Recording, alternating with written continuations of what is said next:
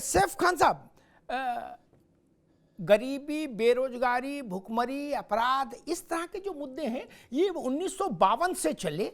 पहला चुनाव जब पंडित जी की अगुवाई में देश ने लड़ा, तब से लेके आज तक मोहल्ले के चुनाव से लेके और लोकसभा तक के हर चुनाव में ये मुद्दे होते हैं, ठीक ना।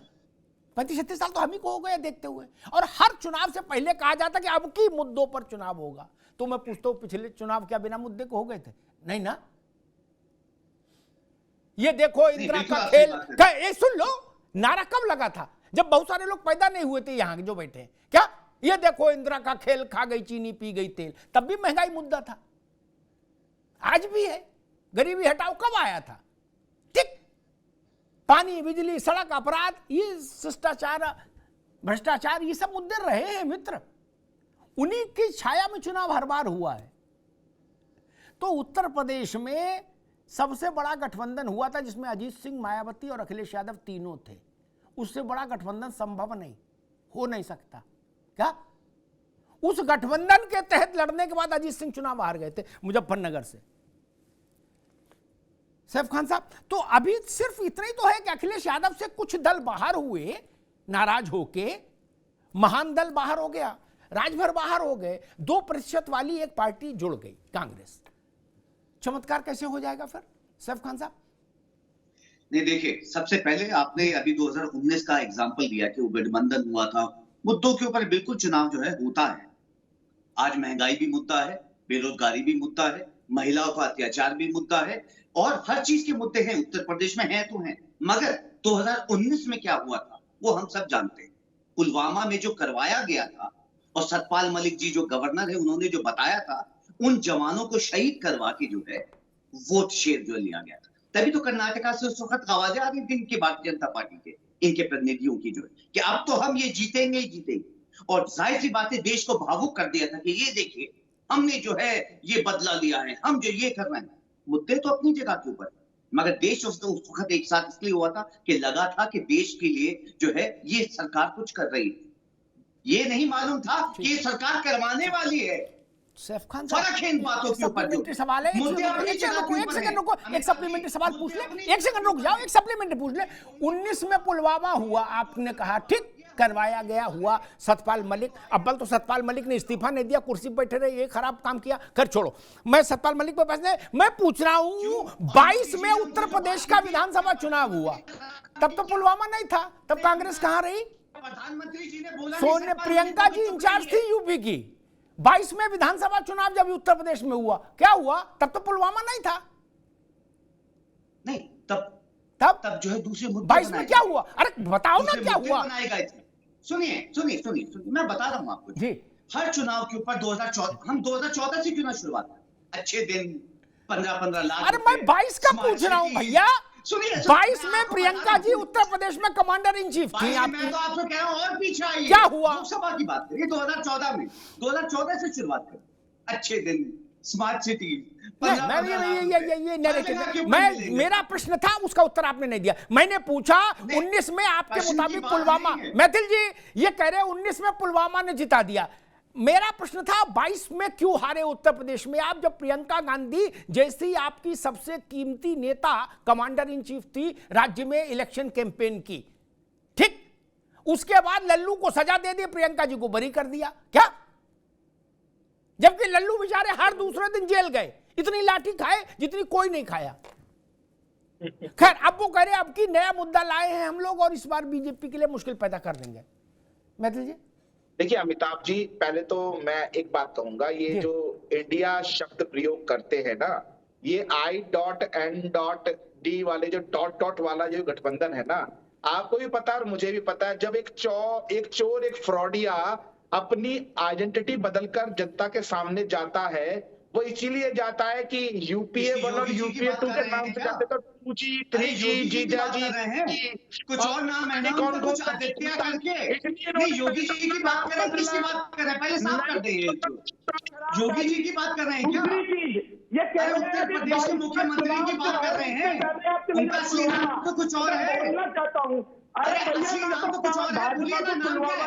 आदित्य है कुछ और नाम है, या बीजेपी में कुछ और नाम है? मानसिकता ने जिताया भाजपा को, आपकी देशद्रोही मानसिकता। मैं तो प्रदेश के मुख्यमंत्री का पूछ रहा हूँ आपका। तो कहते हैं मुझे लगता है जो डेपुटी शुरू होगी जवाब नहीं मिलेगा जो है, करती है क्योंकि मैंने इनकी सबूत दे दो। हाथ रख दिया इसलिए जो है बिल्कुल जो है टेप रिकॉर्डर ऑन चलता रहेगा। अरे बताइए ना, जिनको आप यही योगी कारण की है नहीं है, कि उत्तर प्रदेश अरे वो तो योग नहीं किए हैं। जनता ने आपको नकार दिया। योग नहीं किए हैं, योगी भी नहीं है। आपने झूठ बोल के सत्ता पाई। योगी जो है बैठ के आपकी चैनल पे गारंटियों को आपके खुद के आपको योगी मुख्यमंत्री क्या आप उत्तर प्रदेश के मुख्यमंत्री की बात कर रहे हैं? साल तक अपनी गारंटियां पूरी अरे नहीं कर सकते। एक सवाल पूछा आपसे जो है मैं पूछता हूँ आपका टेप रिकॉर्डर। अमिताभ ठीक जी मैं ठीक अनुरोध करता हूँ, ठीक है, दोनों लोग रुकिए। सैफ खान साहब रुकिए, कीर्तनिधि जी रुकिए, आप भी, मैथिल साहब आप भी रुकिए। मैं कीर्तनिधि जी के पास जाऊंगा। कीर्तनिधि जी, जो गांधी पट्टी है ना, वहां सोनिया जी लड़ी हो, रायबरेली से, अमेठी से राहुल जी लड़े हो, इलेक्शन इंचार्ज प्रियंका जी रही हो, चाहे सैफ खान रहे, लेकिन हकीकत ये रही, ये बड़े चेहरे हैं, ये जीत भी गए कभी वहां, लेकिन बहुत मुलायम सिंह के समय से वो स्थिति आ गई थी कि विधानसभा में इन तीनों जिलों में कांग्रेस का डब्बा गोल कर दिया था। कुछ अधिकांश सीटें सपा ले गई और कुछ बाकी बची सो भाजपा ले गई। क्या ये सच था? जिसको गांधी पट्टी कहा जाता है कि वहां हमारा सूर्यास्त नहीं होगा, वहां की स्थिति ये हो गई थी। नगर पंचायत, नगर पालिका, विधानसभा तीनों साफ हो गए थे। नहीं, वो तो मुलायम सिंह जी हमेशा एक मर्यादा ये रखे कि भाई राहुल गांधी और सोनिया गांधी के खिलाफ कोई उम्मीदवार नहीं उतारना है, और सपा के नेता कहते थे कि हम जिता देते हैं इनको, हम जिस दिन खड़े हो जाएंगे उस दिन हार जाएंगे। ये स्थिति थी, नहीं थी क्या?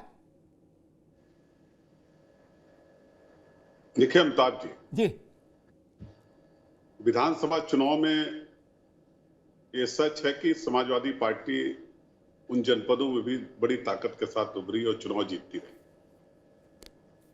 और सोनिया जी लड़ी हो या राहुल जी चुनाव लड़ते रहे, समाजवादी पार्टी वहां उम्मीदवार नहीं लड़ाती रही। इस बार तो अलायंस है, और भारतीय जनता पार्टी के साथियों को अब इंडिया कहने में भी तकलीफ है।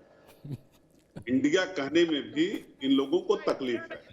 देश के प्रधानमंत्री को भी इंडिया कहने वो इंडिया बता रहे हैं, कभी घमंडिया अलायंस बता रहे हैं। अरे आरएसएस वालों से क्या उम्मीद कर सकते हैं आप? जो 55 साल तक देश का झंडा नहीं लहराते अपने दफ्तरों में,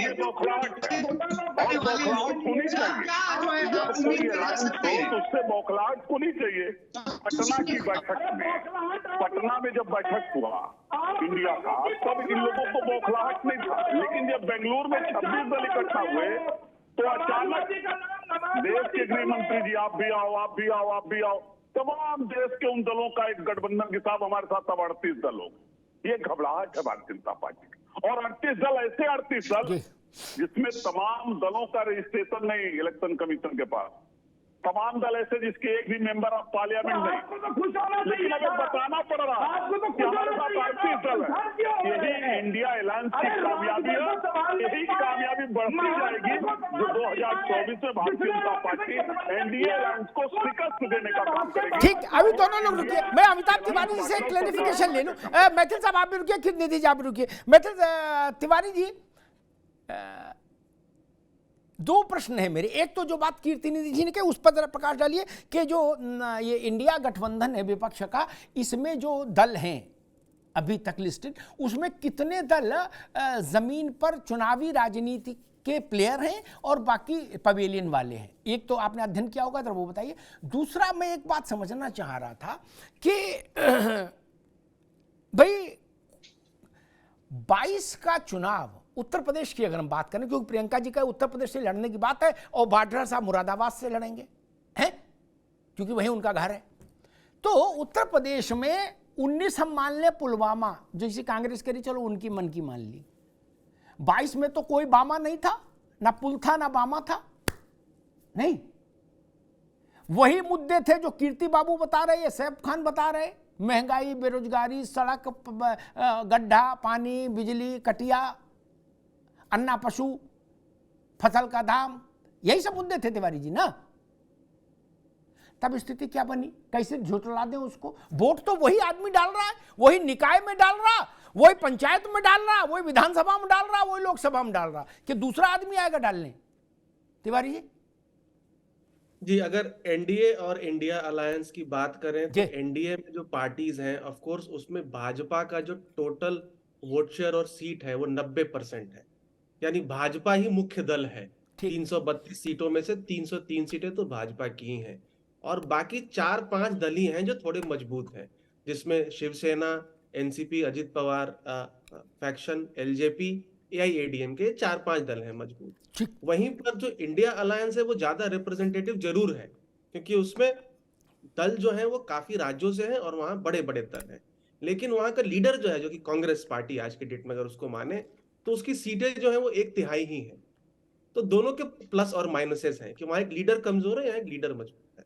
अब दूसरी बात आ गई 2022 की, तो 2022 का जो चुनाव है, अब उस पर अगर हम उसको एनालाइज करें तो उसमें 2-3 कंक्लूजन निकाल सकते हैं, बहुत सिंपल। या तो ये मुद्दे थे ही नहीं, इसको बनाया गया है कि मीडिया क्रिएशन था, पॉसिबल। या तो पब्लिक जो समाजवादी पार्टी अलायंस सॉल्यूशंस दे रही थी, ओपीएस वगैरह जो भी उनके स्कीम्स उन्होंने अनाउंस किए थे, उस पर जनता को विश्वास ही नहीं हुआ। या ये मुद्दे थे लेकिन पब्लिक को ये लगा कि अभी भी भाजपा ही वो पार्टी है जो इन मुद्दों को सॉल्व कर सकती है, given the track record of the last 5 years. यही 2-3 इस पे हम कंक्लूजन निकाल सकते हैं। और अगर सैफ जी ने सही बात करी कि 2014, 19, 17, 22 सब में अलग अलग नैरेटिव था, लेकिन कहीं ना कहीं विपक्ष को यह भी सोचना होगा कि पब्लिक जो है वो भाजपा की नैरेटिव को क्यों एक्सेप्ट कर रहा है और आपकी नैरेटिव को नहीं।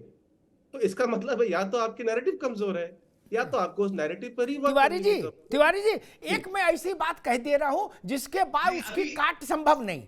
नहीं सैफ खान, अभी रुकना होगा, उसकी काट संभव नहीं किसी के लिए। मुद्दे बाकी छोड़ो, कीर्ति बाबू आप भी सुनो, ये काम आएगी बात।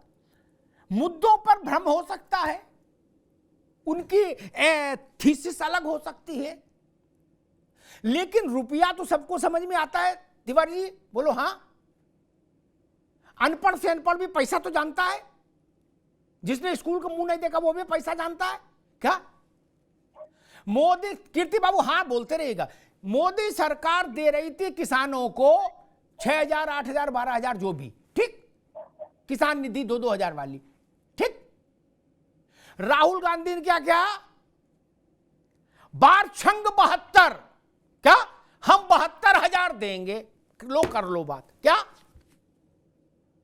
ये 12 दे रहे, हम 72 देंगे, आ जाओ आ जाओ, बाहर 12 के मुकाबले 72, 12 के मुकाबले 72। अब ऐसा कौन बुड़बक होगा तिवारी जी, उत्तर प्रदेश ने पूरे देश दुनिया में, जिसको ये ना पता कि ज्यादा 12 होते कि 72, क्या? और 12 6 गुना पैसा मिलेगा, 72। इसकी मुनादी आप छत पे खड़े होकर कर दो, आपका घर इतना भीड़ लग जाएगी कि आर्मी बुलानी पड़ेगी। कांग्रेस को वोट क्यों नहीं मिला 72,000 रुपया की गारंटी देने के बाद? ये जरा तिवारी जी बता दो मुझे। क्योंकि लोगों को उस बात पर विश्वास नहीं हुआ सर। अब 1,72,000 तो नहीं बोल दोगे कि सबको 1,72,000 देंगे। 72,000 भाजपा के अमाउंट से 6 गुना ज्यादा बोल दिया था। तिवारी जी वोट क्यों नहीं मिला? तो लोगों को उस बात पर विश्वास नहीं हुआ सर कि ये 72,000 दे पाएंगे। और अगर आज वादा कर रहे हैं 72,000 का, तो पिछले 50 या 55 साल में ये वादा क्यों नहीं किया था? दिया नहीं है क्या देश में? ठीक, 18,000 कर लेते। ठीक बात। तिवारी पांडे जी, यही सवाल है छोटा सा आपसे ले ले। रामलाल ने कहा कि हम 2 लड्डू देंगे, श्यामलाल ने कहा हम 2 किलो लड्डू देंगे। लोगों ने रामलाल की बात पर भरोसा किया, श्यामलाल को भगा दिया। क्यों?